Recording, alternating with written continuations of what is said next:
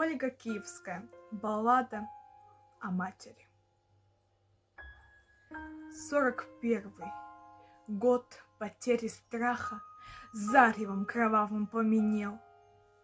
Двух парней в растерзанных рубахах выводили утром на расстрел.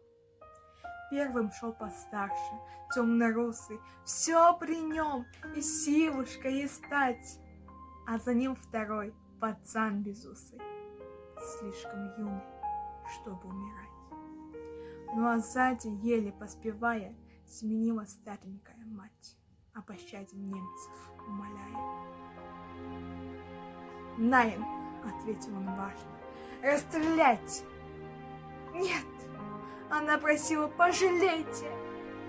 Отмените казнь моих детей, а взамен меня убейте, но в живых оставьте сыновей».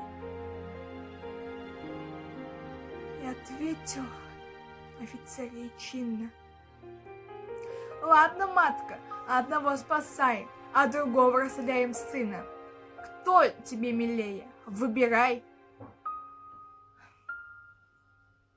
Как в смертельной этой круговерти не сберечь кого-нибудь суметь, если первенца спасет от смерти, то последующий обречен на смерть. Зарыдала мать, запричитала, взглядываясь в лица сыновей, будто бы и вправду выбирала, кто роднее, кто дороже ей. Взгляд туда-сюда переводила. Ох, не пожалеешь и врагу мук таких, сынов перекрестила. И призналась фрицу: не могу. Ну а тот стоял непробиваем, с наслаждением нюхая цветы. Помни, одного мы убиваем, а другого убиваешь ты.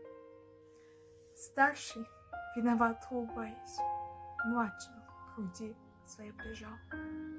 Брат, спасайся, ну а я останусь.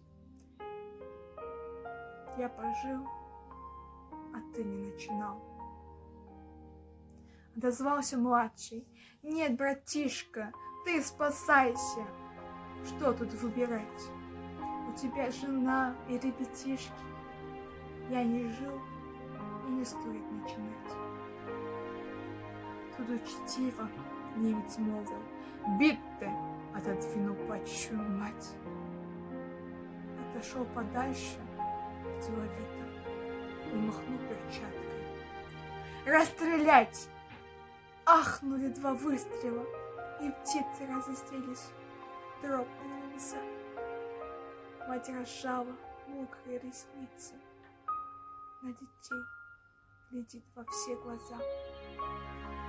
А они, обнявшись, как прежде, спят свинцовым, беспробудным сном. Две кровинки, две ее надежды, два крыла, вошедшие на слом. Мать безмолвно сердцем каменеет. Уж не жить сыночком, не цвести. «Дура, матка!» — получает немец. «А одного могла бы хоть спасти!» А она, баюкая их тихо, вытирала с губ сыновних кровь. Вот такой убийственно великой может быть у матери любовь.